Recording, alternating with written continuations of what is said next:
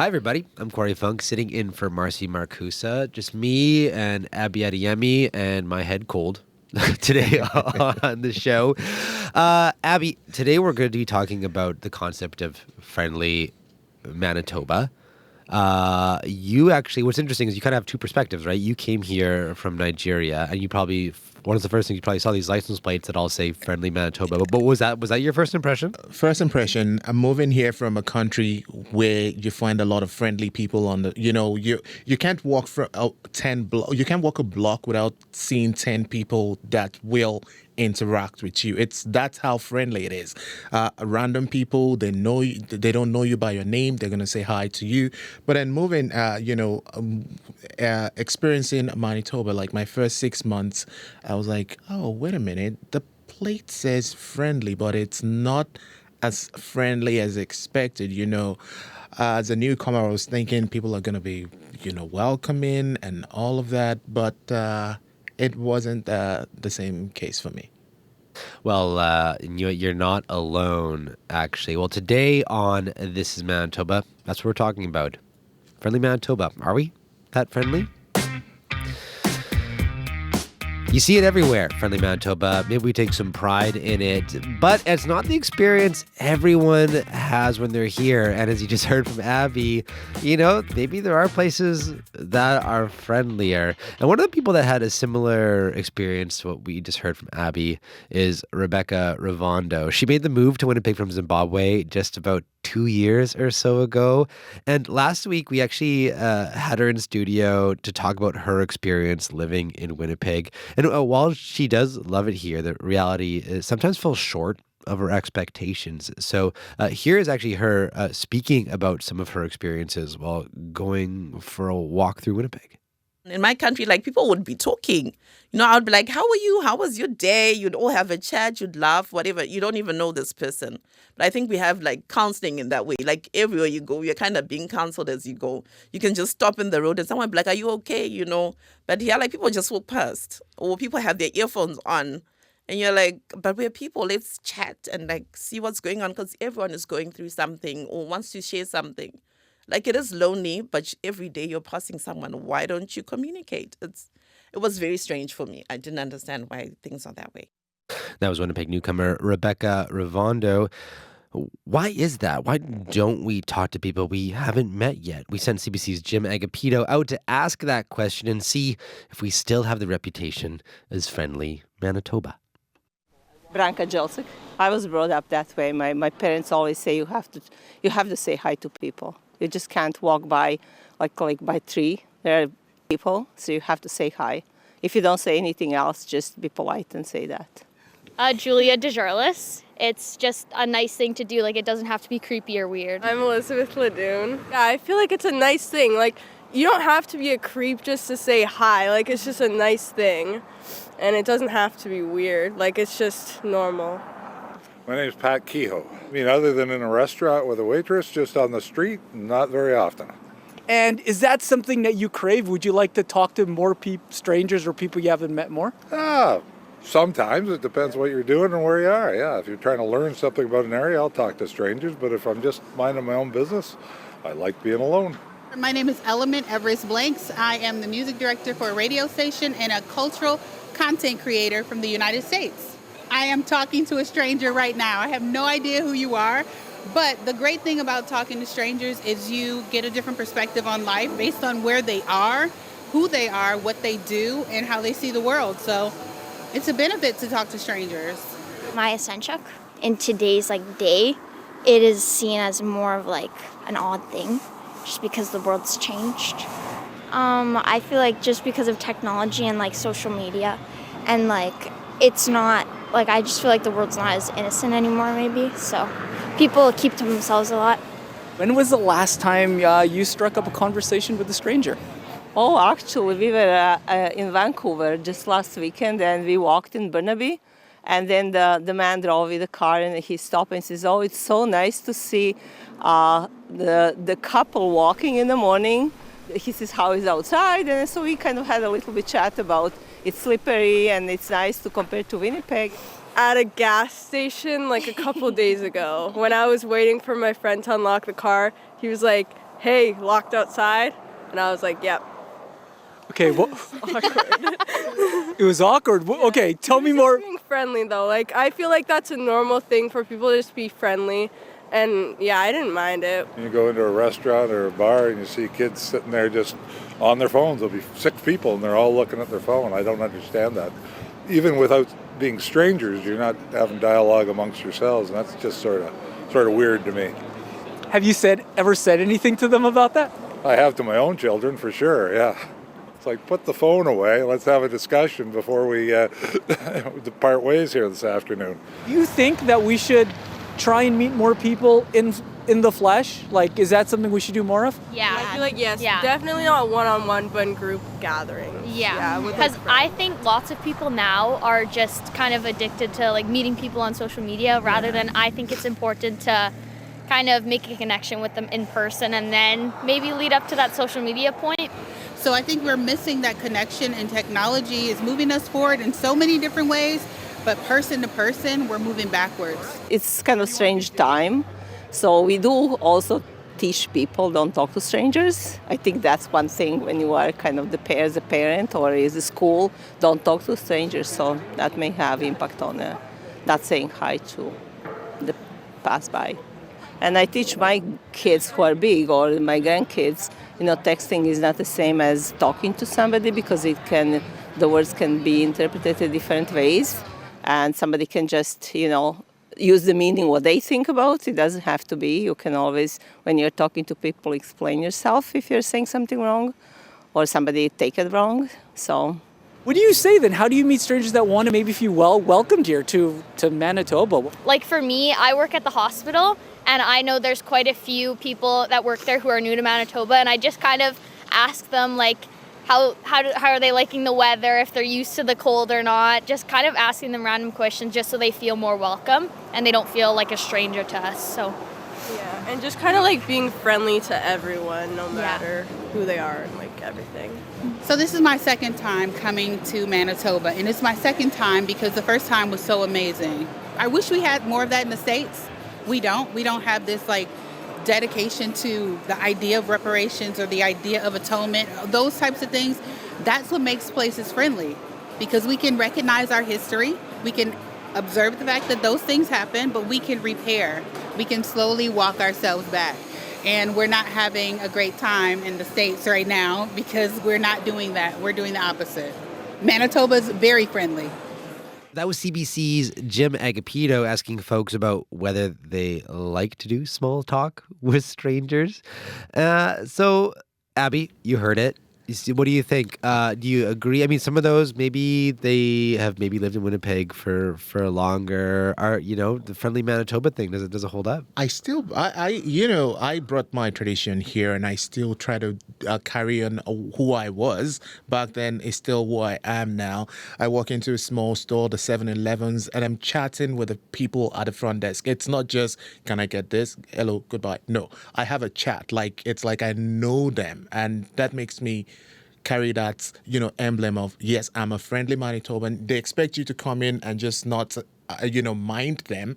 But I come in and I'm like, hey, how you doing? Did you see the game last night? And, we just have this small talks that makes them feel important. And that makes me feel I'm still that friendly Manitoban. I think a lot of it's putting yourself out there too, right? I was just down at the river yesterday with my toddler, my wife, my baby. We were just walking along, and my little guy, Callum, he's like 2.5. He spotted a rink that someone made on the river. They put trees all around it, and on the side they had a fireplace and a nice warm fire going. And he insisted he wanted to walk in and stand by the fire. He went and just sat down on one of the chairs that they had set up, and the guy was there. He was shoveling, and I was like, is this cool? Like, I still have that kind of weird expectation. Like, is this your ring? Because it's on the river, so I guess it's technically public. But he was like, yeah, like, come take a seat. This is for everybody. And, That's a friend of Manitoban there. And I think we can be more like toddlers a little bit, and sometimes you just got to go sit in the chair, sit by the fire, and just see what happens. And I think 9 times out of 10, people are going to be like, this is fun. Come on by. Let's meet a new person. So... yeah, well, we're gonna keep talking about Winnipeg on this show here, but we're gonna talk a little bit about money, and weirdly enough, a little bit about fashion. When you think city budget, you don't really think about clothes and what has to do with it. But one Winnipegger is actually changing that. In his most recent project, musician turned weaver, John Samson Fellows, that might sound familiar to you because he's the former frontman of the Weakerthans.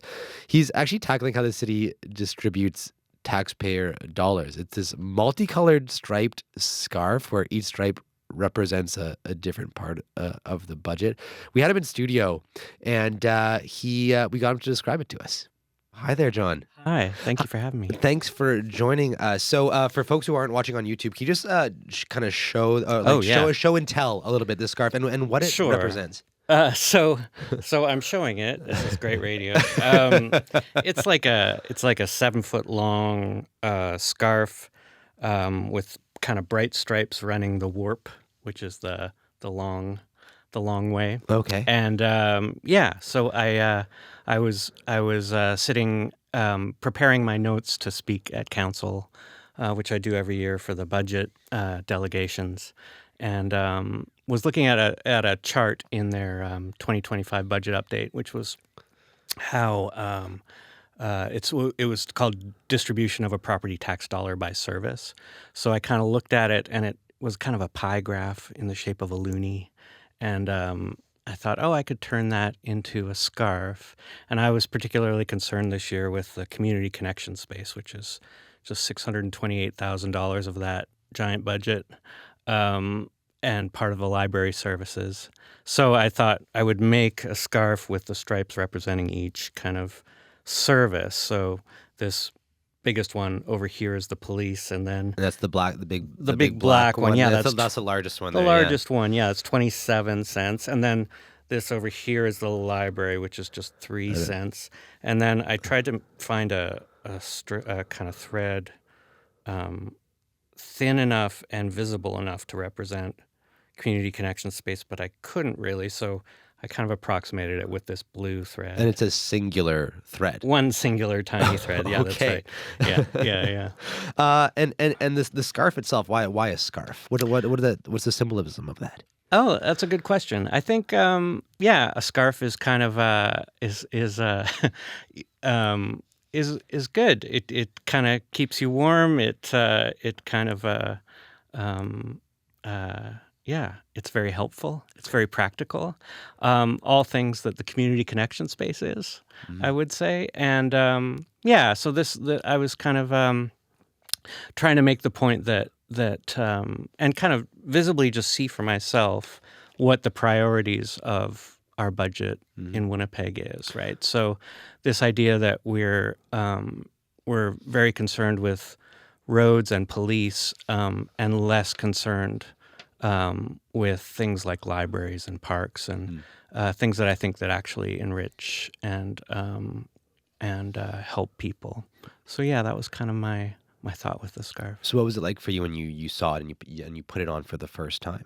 Oh, it was great. I was like, I usually don't keep my own work, so I was like, this is actually really warm, and it felt like a kind of nice visible reminder of kind of what living in Winnipeg can be like, which is can be frustrating sometimes.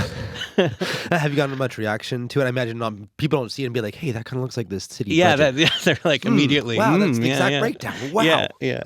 But what's it been like wearing it out? About when you actually talk about it with people? Good. I think it's a nice kind of exercise in all of us thinking about who and what we prioritize in the city. So I wore it to council when I presented last week, and didn't get much reaction. But the reaction from the other delegates was kind of really lovely and genuine and appreciated. So it was kind of a fun project, and hopefully we'll kind of remind people that this is a very kind of the library funding has been starved for years in this city, and the community connection space is just a tiny part of it, and deserves to be funded and can be funded. There are many things, many ways that we could fund that space, or the city could. So, for example, they're going to be spending $900,000 a year on the lease of the helicopter, but Community Connections is just $628,000, and I think most Winnipeggers would agree that community connection space would be a better way to spend that money.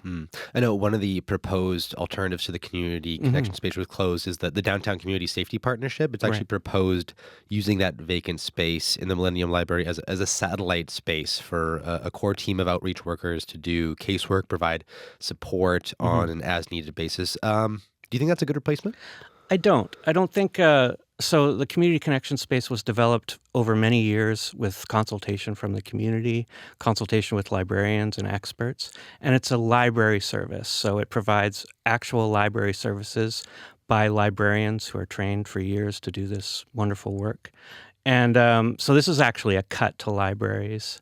And I don't think the DCSP can provide the same kind of service that libraries can provide. And their proposal seems pretty thin to me. They're talking about 15 hours a week, whereas the community connection space was more than 60, I think, 40 to 60. I can't recall. And again, this was also part of the safety strategy. So this was meant to kind of community connections was meant to connect people with services in the library in a low barrier setting, right? So a DCSP office wouldn't do any of that. So I also think that this is kind of a cynical play by the mayor to put a smokescreen up and distract us from the fact that the community connection space is there, it's established, and could be funded very easily. So so that's kind of my thoughts on it. This scarf, it's been shared all over social media too. I know it's been picked up by Make Poverty History Manitoba.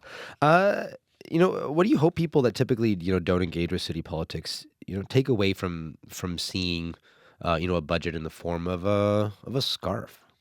Right. I guess I think it would be nice.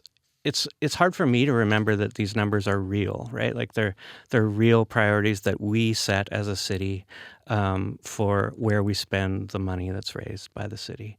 So I guess I would hope that people recognize that they have a say in that, and that that we should have a say in it. So and I would also suggest that if you're interested in weaving, it's a great pastime.